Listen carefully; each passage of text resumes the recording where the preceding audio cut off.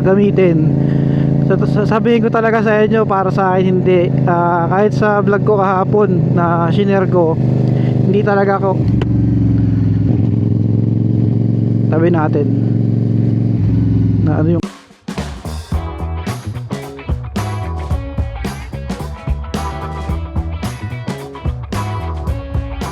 magandang araw sa inyo lahat mga kamotords. This is Behind the Turds.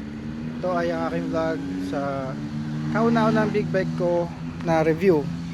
Pero lilinawin ko, hindi sa akin to ha. Hiram lang ito. So this is the CF Moto 450 SRS, yung sports version. So makikita nyo siya, ang ganda ng kulay niya. Ito yung puting variant kasi meron itong black and red variant. So simulan natin sa engine. So ang engine natin ay 449.5cc liquid cooled parallel twin engine na naka 270 degree crankshaft. So iba yung tunog niya, para siyang, kung familiar kayo sa crossplane, ganyan ang specs ng engine na yan. Kaya parang tunog, malalim siya. Ibang iba yung tunog niya sa normal na parallel twin. So meron siyang maximum power na 46.3 horsepower. Again, this is yung 2024 kasi yung sa 2025 yung bago, mas mataas na ang horsepower niya, mas na-refine siya kasi parang ito yata yung unang version.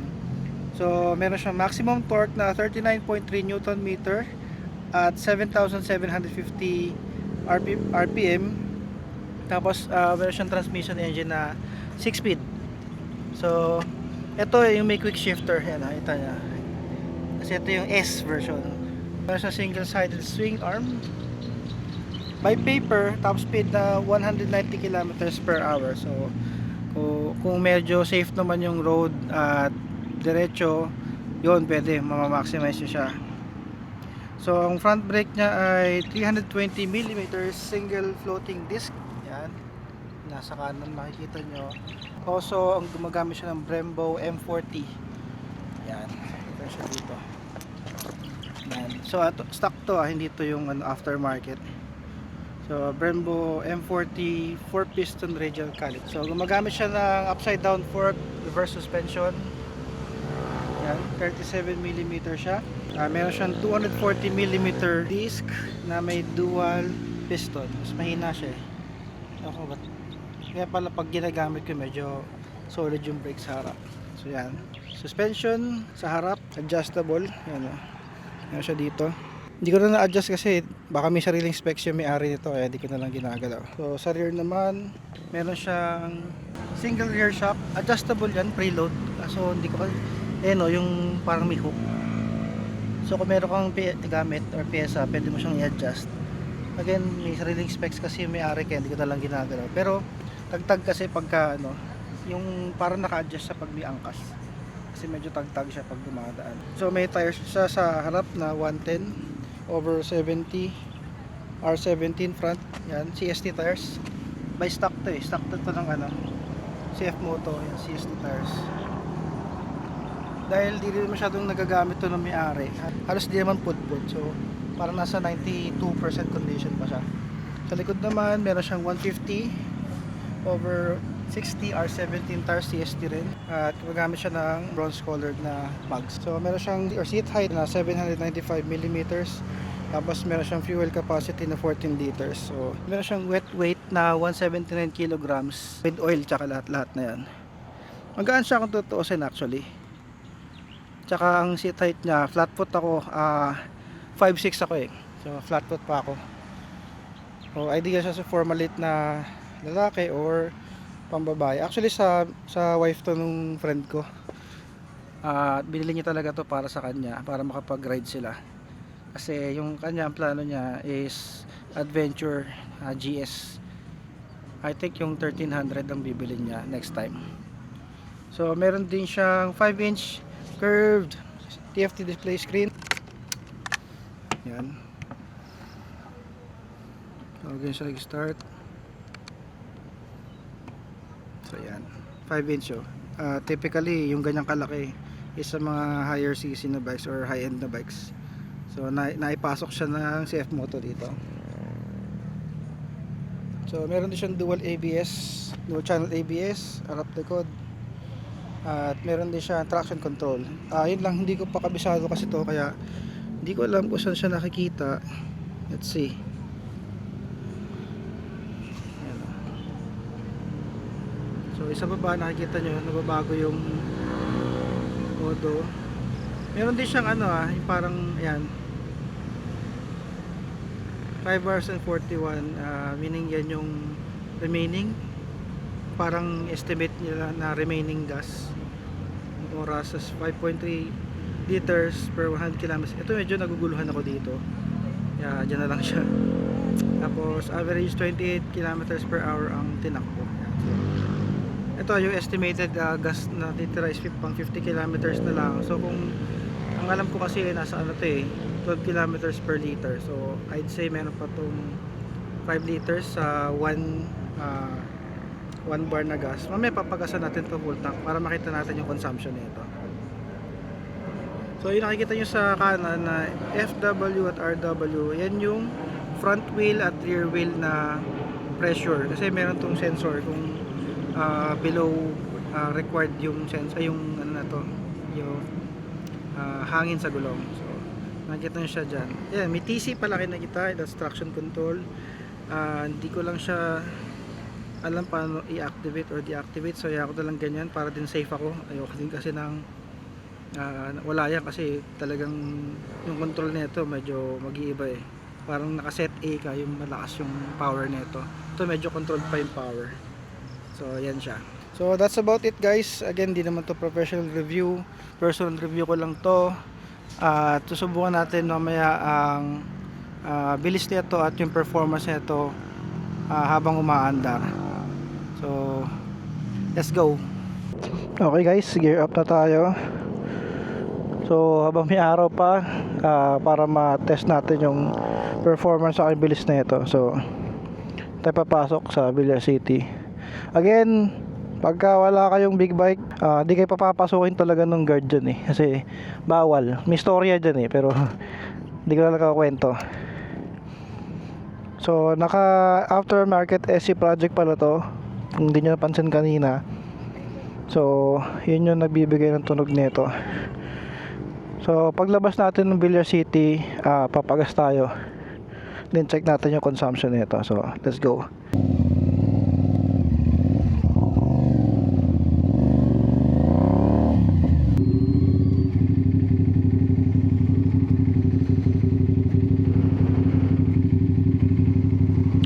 So Villar City, Brittany Hotel, tapos ang Dear Joe dito sa kaliwa. So 9 seconds. Pasukin sana ako. Sana papasukin ako para di nakakahiya.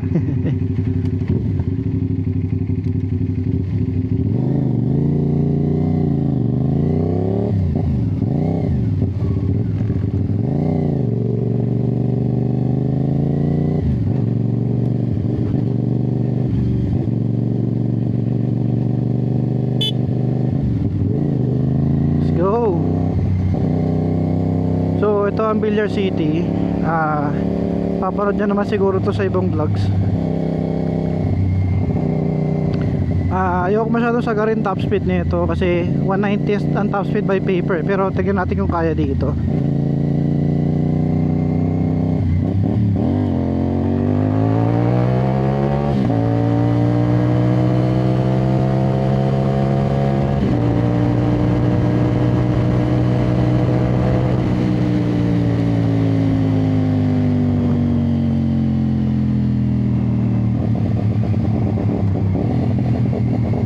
So nakikita nyo kulang yung kalye, hanggang 109 or 108 kilometers per hour lang kinaya. Okay lang yun, di naman tayo nag-rush, pero kita-kita naman sa third gear kayang-kayang, actually second gear nga ata yun eh, kayang-kayang kunin. So discuss lang naman natin ngayon is yung ay, parang bumabagsak yung camera ko. Wag po. So discuss naman natin ngayon ay yung comfort. Yan ang isa pang tinatanong sa motor na to eh, kung komportable ba gamitin. So sasabihin ko talaga sa inyo, para sa akin hindi. Kahit sa vlog ko kahapon na shinare ko, hindi talaga ako. Tabi natin na ano yung camera eh.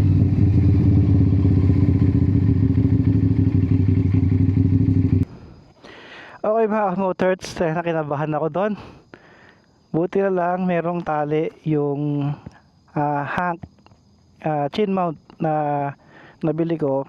So yung 3M na adhesive niya bumigay. Siguro dahil kasi matte to. Pansin ko kasi pag matte parang ang hirap kumapit nung 3M. Pero ayun nga, muntik na bumagsak yung camera. Makikita nyo naman sa vlog na to, bago to eh, na natanggal yung camera. Nasama ko na lang sa vlog. So ayun nga, nandito na rin tayo. Bali, dinidiscuss ko kasi kanina is yung comfortability nito. Masasabi ko, para sa akin talaga, I mean personal opinion to, para sa akin 4 out of 10 talaga eh. Hindi siya pang ano eh, pang comfort ride eh. Kumbaga hindi siya pang end game. Hindi talaga pwede pang mga 30 to. Dahil ako sumasakit yung likod ko dito, pati yung leeg ko sumasakit. Para ako high blood habang bumabiyahe. Although nakaka-enjoy yung bilis niya, siguro para na sa mga ano to, mga 20 hanggang 30, pero mga 30 pataas talagang, kasi sinasabi ko, paborito ko talaga is adventure na lang or naked, kasi talagang wala eh, masakit to sa likod. So mas prefer ko kasama si misis na aangkas ko kaysa solo ko ng ganito. So ayan, tuloy natin yung vlog. Oo nga pala, SRP nito currently alam ko 318,900 or parang 320,000 na rin, 319,000.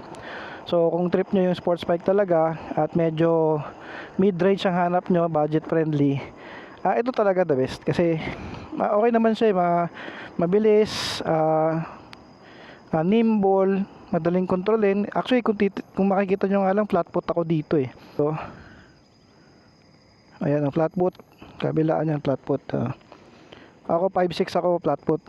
So okay naman to pagka mali, medyo nasa 5'6" pataas ka. Pero pag 5'5" to 5'4", medyo titipto ka dito. So ayan, dito pa rin tayo sa Daang Hari, ay sa Villar City. So tatakin ko lang, huminga lang ako.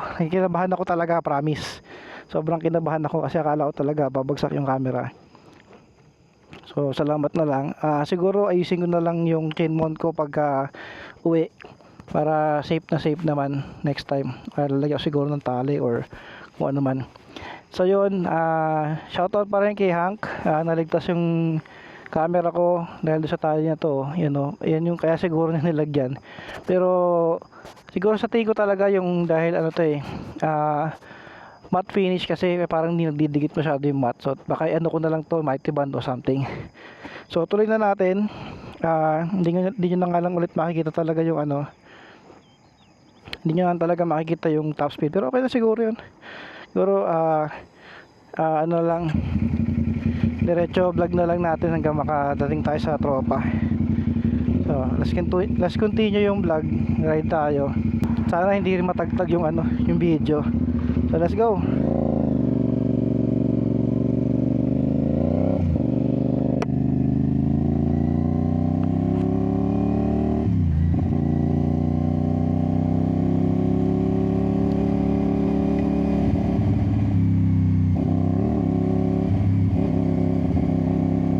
Ngayon lang pala din no, naka dark lens ako. Smoke lens, and medyo hirap yung visibility mahirap. Ayan, talaga pang umagang ride talaga ako, hindi pang gabi.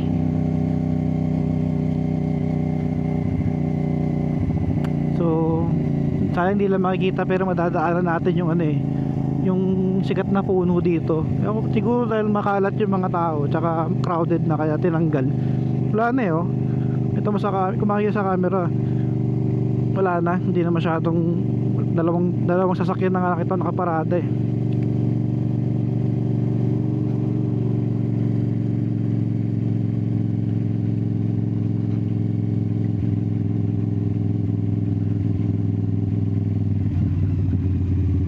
Nga pala guys, nandito tayo sa huminto ako dito sa Foresta Cafe.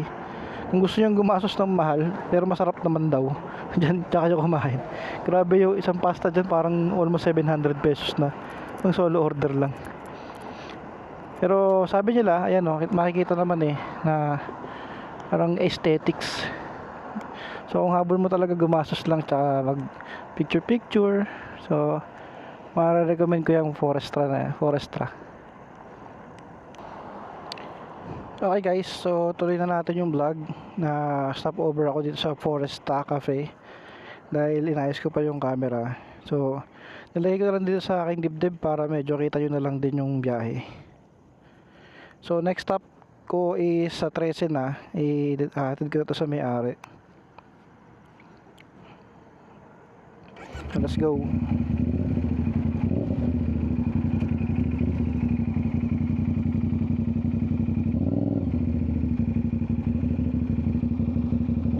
Ito yung safe lang mga gamit. Let's go na.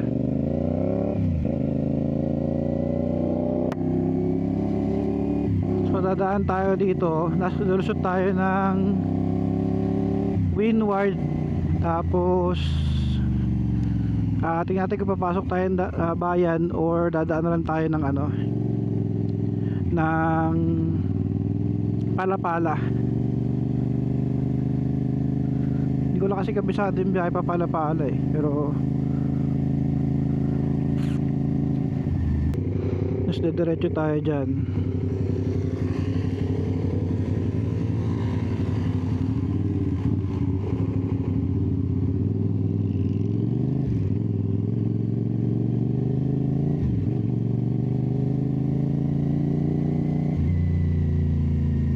Tulad yan, dilim, hindi kita. So merong barricade dyan, baka hindi nyo mapansin yan. Meron.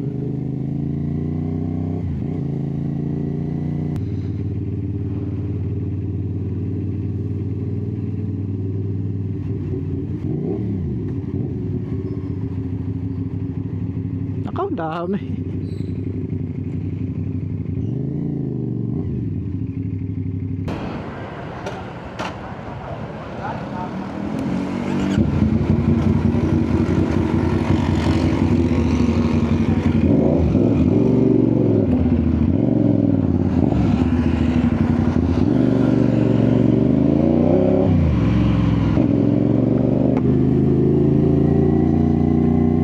So nung nagpagas tayo, nag full bar na. Siyempre kasi nag full tank ako pero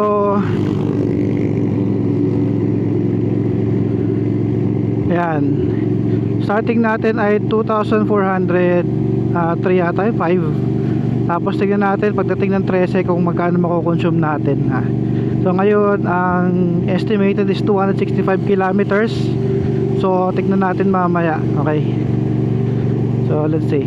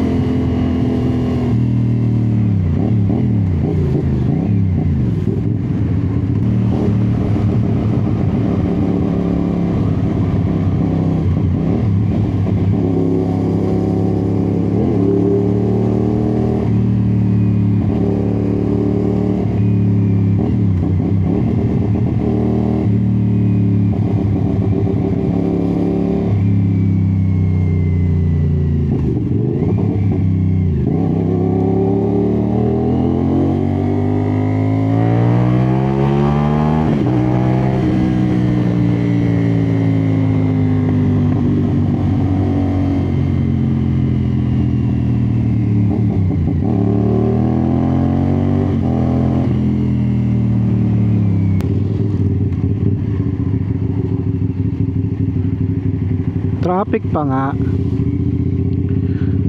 So siguro dito ko na tapusin yung vlog since nasulit nyo naman yung biyahe. Mga hindi ko nabanggit kanina pala, itong motor na to ay naka ride by wire. Ano ibig sabihin no? Sabihin walang wire na nakakonect sa makina pagka ginagamit mo yung throttle. So wireless siya kumbaga. Ayan no, meron siyang dalawang tubo dito, yun yung sensors niya. Sobrang responsive nito, parang mas mabilis pa nga ata to sa response ng ano nung may wire. So yun, tapos ayun nga, hindi ko rin na discuss dito kung paano magpalit ng mga modes. Unang-una, hindi naman ako ang may-ari nito, baka may sarili siyang settings at magalaw ko. So yun lang. So far 2,415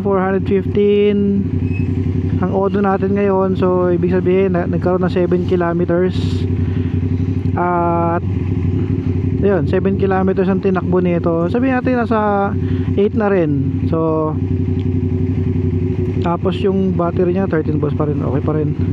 Tingnan natin yung ano, yung estimate gas. Nakikita ayun. So ayan, 260 kilometers na lang. Kanina 264 ba? Tama ba? 265. So ibig sabihin